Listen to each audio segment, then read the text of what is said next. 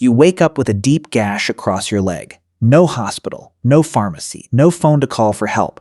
Just you, the wound, and whatever the land around you can offer. For most of human history, this wasn't a nightmare scenario. This was Tuesday. For roughly 300,000 years, humans lived, bled, broke bones, and got sick without a single doctor, without antibiotics, without so much as an aspirin. And yet here you are. Your entire existence is proof that it worked. So how did they actually do it? How did people survive infections, childbirth, broken limbs, and disease in a world with zero modern medicine?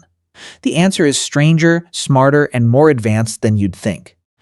Let's start with pain and infection, because those killed more ancient humans than any predator ever did.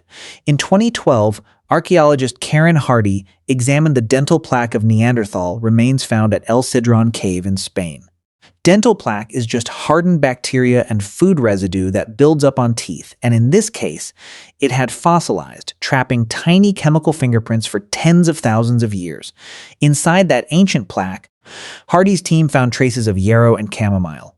Both are bitter, both are useless as food, and both are known anti-inflammatory plants used in folk medicine for centuries. In other words, this Neanderthal was self-medicating, not eating for taste, eating for treatment. That single detail rewrites what you probably assumed about primitive humans. They weren't guessing. They were observing, testing, and remembering which plants dulled pain and which ones didn't. Think about what that actually required. Somebody at some point tried a plant while sick, felt better, and told someone else. That knowledge then had to survive being passed from memory to memory for generations with zero written language. That's not luck. That's an oral pharmacy built one accident and one repetition at a time. Now picture the scene. A Neanderthal group huddled inside a cool limestone cave, firelight flickering off the walls. One member sits hunched over, feverish, chewing a bitter mouthful of yarrow, leaves someone pressed into their hands. An elder watches closely, waiting to see if the fever breaks by morning. This wasn't guesswork anymore. This was trial and error science, running one lifetime at a time. Here's the twist. You do the exact same thing today. When you feel a cold coming on, you reach for ginger tea or honey or whatever your parents told you worked. You are still running the same ancient trial and error pharmacy. You just call it a home remedy instead of survival. Infections weren't the only killer. Cold was just as dangerous, and so was a body that simply wore out. For that, the most famous evidence comes from a different kind of discovery entirely. One frozen in ice instead of trapped in rock. In 1991, hikers in the Alps stumbled onto a mummified body preserved in glacial ice on the border of Austria and Italy. Researchers named him Otzi, and carbon dating placed him at roughly 300 years old. He wasn't just frozen, he was equipped. Alongside his body, scientists found two small leather pouches, strung on his belt, containing pieces of a fungus called birch polypore. Birch polypore has natural antibacterial and antiparasitic properties, and later analysis of Otzi's intestines revealed he was infected with whipworm, a parasite that causes cramping and diarrhea. He wasn't carrying that fungus for fun. He was carrying his own medicine kit. Let that sink in. 5,000 years before the invention of the pharmacy, a single man was walking through the mountains with a personal, curated first aid kit, treating a known parasite with a known remedy. That is not primitive behavior. That is preventative healthcare. But survival wasn't only about plants and fungi.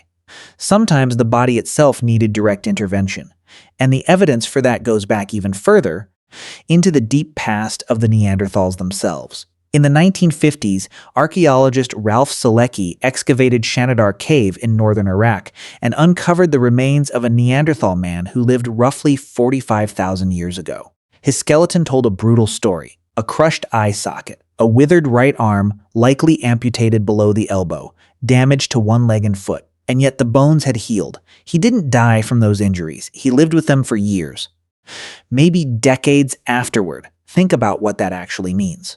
A one-armed, partially blind man survived in an Ice Age landscape full of predators and physical labor. He couldn't have hunted alone. He couldn't have defended himself alone. Someone fed him. Someone protected him.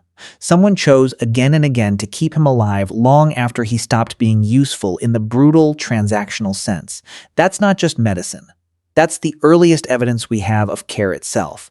The decision that a life is worth saving even when it costs the group something in return. Broken bones needed more than just care. They needed a plan.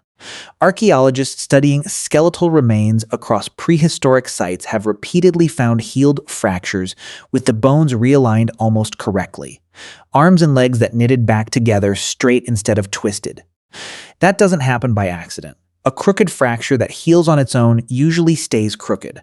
A straight one means someone pulled the limb back into position and held it there, likely bracing it with wood, bark, or hide. The same basic logic behind a modern splint. And it wasn't only broken limbs. Across sites in Europe and beyond, researchers have uncovered prehistoric skulls with neat, deliberate holes carved into them, a procedure called trepanation. Some of these skull bones show clear signs of healing around the edges of the hole, meaning the person survived the surgery, sometimes by years. Nobody fully agrees on why ancient people drilled into a living skull, whether to relieve pressure after a head injury, to treat seizures, or to release what they believed was trapped pain. But the healing itself tells you something remarkable. This was not a one-time accident. It was a repeated, deliberate procedure, refined enough that patients regularly lived through it. Pain relief had its own quiet innovations too. Long before Hardy's discovery at El Sidron, folk traditions across the world independently converged on chewing the bark of willow trees to dull pain and reduce fever.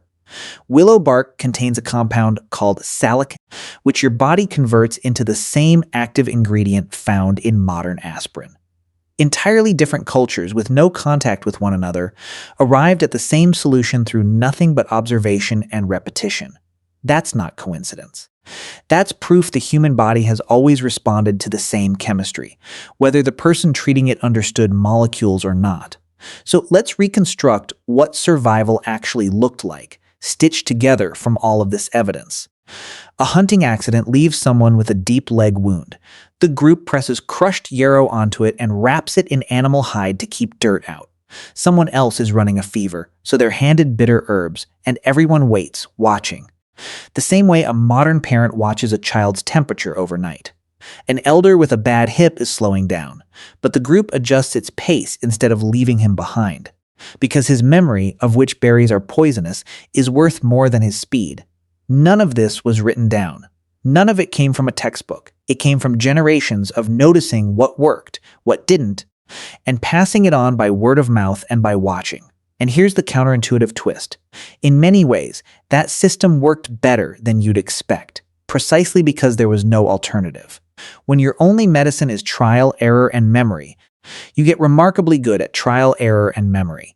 Death from infection was common, yes, but the survivors carried forward an enormous, invisible library of practical knowledge, tested the hardest way possible on real bodies, with real stakes.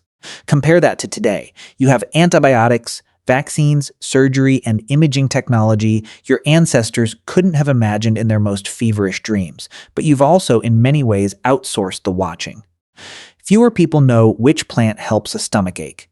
Fewer people sit with a sick relative through the night, tracking small changes the way that Shanidar group must have tracked their injured companion. You gained precision. You may have lost intimacy with your own survival. There's something worth sitting with here. For 300,000 years, human survival depended on a network of care, observation, and shared, tested knowledge, long before any of it had a name like medicine. The yarrow in that Neanderthal's teeth, the fungus in Otzi's pouch, the healed bones of a one-armed man in Shanidar Cave, none of these are random footnotes. They're a single continuous thread, proving that humans have never actually survived alone. We've always survived through each other. So the next time you take an aspirin, or brew tea for a cold, or sit up late checking on someone you love, you're not doing something new. You're doing something so old it predates writing, agriculture, and even, quite possibly, your own species as we know it today. You wake up with a deep gash across your leg. This time, though, you know exactly what your ancestors would have done. And somehow, so do you.